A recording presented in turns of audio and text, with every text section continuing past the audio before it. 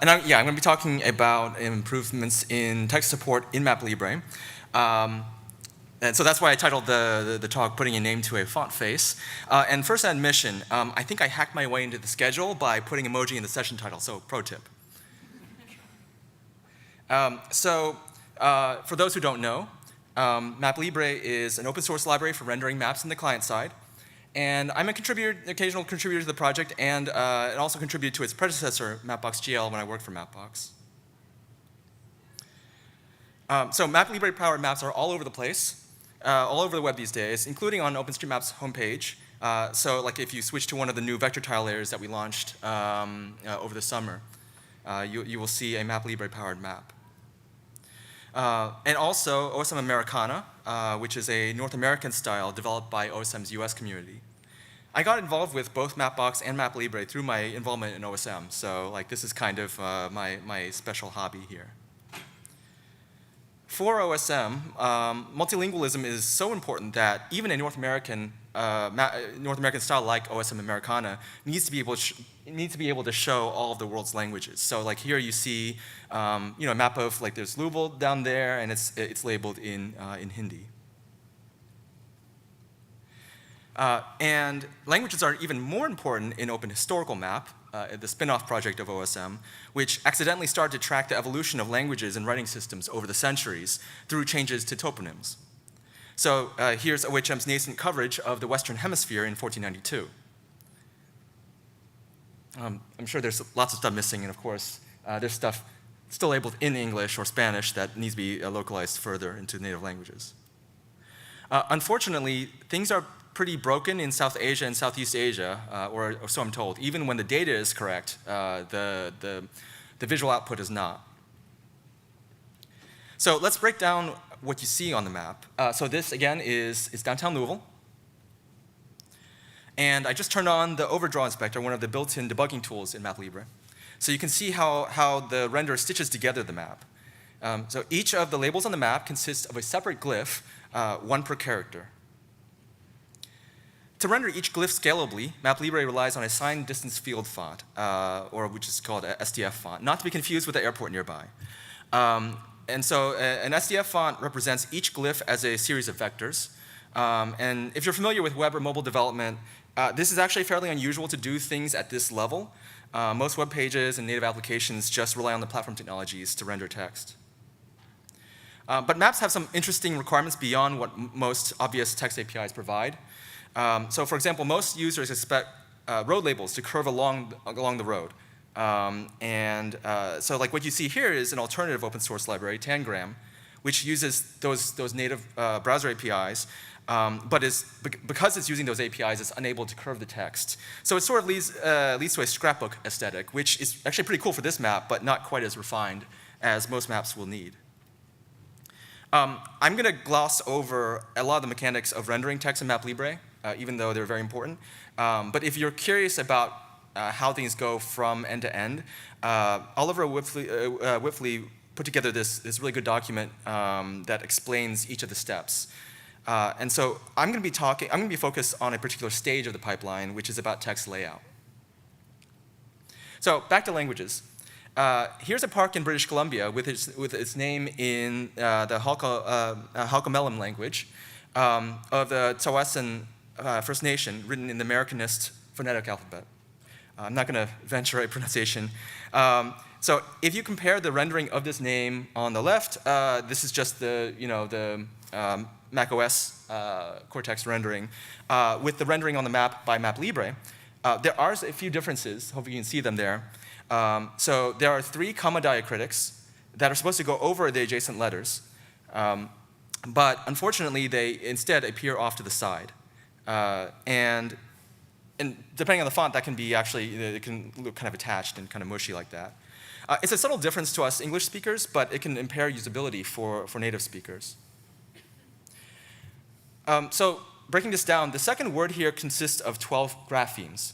A grapheme is a cluster of characters that the language visually and logically treats as a single written unit. And what counts as a grapheme depends on the language. Typically, a font assigns 1 glyph per grapheme, and to a native computer, this same word consists of 15 characters, 12 base characters and 3 combining characters. So I've highlighted the combinations there in yellow. In Unicode, each of these 11 characters is encoded as a distinct code point. So you see it broken down here so that 3 of the graphemes are rendered as 2 glyphs each. In a sense, HistoricalMap is an easy case because it's based on a Latin orthography, which generally doesn't have so many combining characters, or it only combines characters. But some other writing languages around the world have much more substantial differences between graphemes and code points. So in fact, some writing systems, particularly in South and Southeast Asia, require much more complex transformations besides combining. Just the presence of a character over here will cause several characters preceding it to change shape or order. On native platforms, most applications that need custom text shaping would include the HarfBuzz library to handle all the complexity. And so, yeah, that's kind of that little peg there in that famous XKCD. But as obscure as this library might be to lay people, it's actually quite a large library. It's actually too large to realistically convince web developers to adopt it as a dependency. So it's fine for mobile platforms, but not for the web. Back in the day, Mapbox tried some different approaches to shaping the text on the server side and relaying hints to the client side, including by hard-coding these hints in the vector tiles. This worked, but unfortunately introduced a tight coupling between the vector tiles, the base map data, and the style sheets. And so that prevented the kind of visual flexibility that designers expect out of style sheets. Just imagine, I decide today that I want the label for rivers to be italicized. Well, I have to generate a whole planet's worth of vector tiles now. That would be pretty inconvenient. So instead, Mapbox wound up hard-coding English names in their styles by default. Even when a style sheet would request local languages or a fallback to local languages, there were certain writing systems where Mapbox had to blacklist those writing systems or languages because it was known to be problematic trying to display them in the renderer. This was a pragmatic solution in anticipation of full writing system support in the future, and to some extent, vestiges of the solution a decade later are still present in MapLibre. So MapLibre contributors are exploring several approaches to supporting complex text layout. One, which is the furthest along, is to include HarfBuzz and FreeType.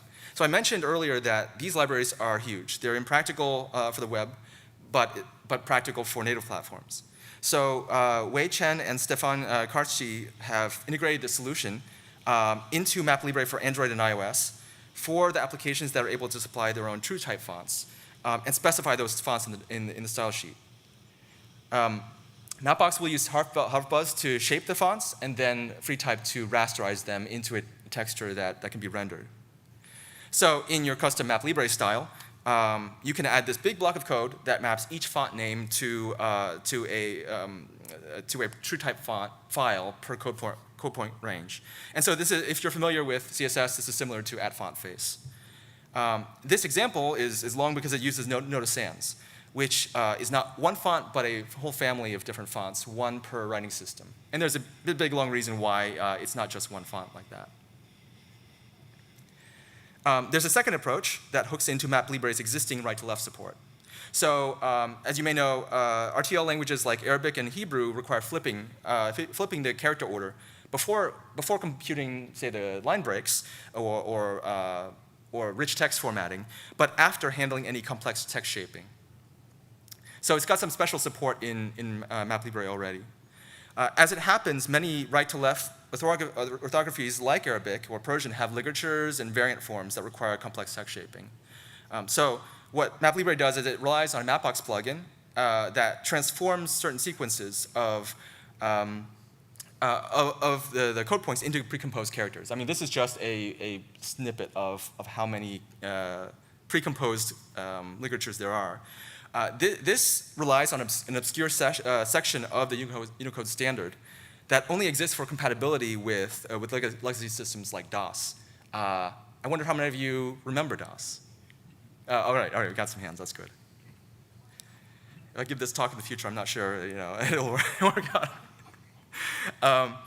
So for maps on the web, Oliver Whiffley has also developed a plugin that commandeers this mechanism. It relies on a custom SDF font that relies on, so it comes with additional hard-coded glyphs for each of the pre-composed ligatures in Devanagari, in Khmer, and nine other scripts. And so these are just basically, we stuck these pre-composed glyphs in places that Unicode says they should not be. But they're in the SDF font. And so then a client-side script will mangle the base map data, doing find and replace on each character, character combination with this hard-coded glyph ID. So this approach works for the supported scripts, with the caveat that if you want a font other than Noto Sans, you'll need to generate your own custom SDF font. Still better than generating your whole planet's worth of base map data. A third approach piggybacks on a different mechanism already built in MapLibre for a different set of languages. So CJK languages, Chinese, Japanese, and Korean, tend to have extremely simple text layout. In general, you can get away with putting CJK text on a uniform grid. On the other hand, it tends to use such a variety of characters in any given viewport that downloading all the glyphs from the server for that viewport can get really unwieldy. It can get costly for all the bandwidth. So this led Mapbox to develop a library called TinySDF that renders an individual character on screen, takes a screenshot, and reports its dimensions in SDF vector data. This is imperfect, but usable enough for CJK text, and with some tweaks, it can also be used for other less uniform writing systems like Latin. Even Apple Color emoji, by capturing the RGB channels. This would work across all platforms with minimal code, but it doesn't solve everything that HarfBudge does. The benefit is that it can support any font the system supports, including web fonts and variable fonts, without you having to supply it yourself. Like you could get this from Google Fonts or whatever. And it doesn't require that extra effort that even integrating HarfBudge would require. More seriously than emoji, complex text will curve smoothly, unlike that scrapbooking effect in Tangram. In order for this to work for complex text, we need to rely on a relatively new web API called Intel.segmenter to tell us the boundaries between graphemes as opposed to characters. There are similar APIs on native platforms too. In addition to proper text shaping, this approach gets us sophisticated line breaking by word boundaries, as well as CSS fonts, and even, yes, some minimum emoji support. So here's that park in Tawasin again. The combining commas are combining commas again.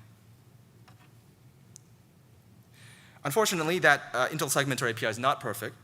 It doesn't account for a glyph that changes shape when it's at the beginning of the word versus the middle versus the end. And so this is in Hindi, and I've added some letter spacing so you can compare MapLibre's rendering to the system rendering. This means, so you can see like there are some letters that differ subtly in shape. This means TinySDF isn't quite a complete solution for ditching that DOS-era compatibility hack for Arabic. And to some extent, it also impacts South Asian scripts like Devanagari. But it is a step in the right direction. And the dream is to be able to render any text faithfully using as little custom software as possible. Oh, did we really think we could just rely on a browser API and avoid having to hard-code a regular expression of exceptions? Yeah. So these are the Unicode characters that are known to real humans as a virama. It's an invisible combining mark, and browsers really don't know what to do with it, and so we have to hard-code it and direct the browser to attach it to the surrounding stuff.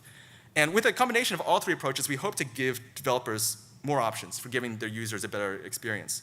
And there's more we could do, like Tatechuyoko in Japanese, ditching that DOS-era hack. And oh, don't forget OpenHistoricalMap. We've got a mapper who wants to map some Maya hieroglyphs. That's tough. Maya is tough. The writing direction is not even right to left or whatever. It reminds me of Hilbert curve. And inside each glyph, it has like an internal layout, sort of like a Chinese character. And you know, the experts at Unicode have been hard at work encoding all the Chinese character for the last quarter century, and they haven't finished yet. Well, they've only just gotten started trying to hammer out an agreement on Maya. So it's not quite ready for MapLibre to worry about yet, and OHM will just have to sit tight. But for now, MapLibre is making progress on representing all the modern world in its complex glory. Thank you for being here, and if you want to check out the work in progress demo, there's a link to that. for that third approach that I mentioned. I'm also, if all this talk about multilingualism and stuff got you kind of piqued your interest about OpenStreetMap, it's one of the many things that OpenStreetMappers like to geek out about. I'm giving a workshop for Beijio next month, and you can sign up. You have to sign up pretty soon for that if you're interested in learning more and just getting started in contributing to that community. So thank you very much. I had a question about. It's kind of peripheral to what you're talking about, but the typing on curves I thought was interesting. Yeah. And I think you showed a slide with mostly circles, but are you able to do like complex paths and curves as part of this? Yeah, yeah. So that's basically the idea here. Let me see. Yeah, there we go. Yeah, I mean this is just to kind of demonstrate the curves, but the point of the reason for doing this this curved text is roads get labeled, right? Roads and can be any wiggly shape. And so yes, this is about being able to do that. It already works for Latin text. It already works for, and so the only thing that's missing is doing this for complex text shaping.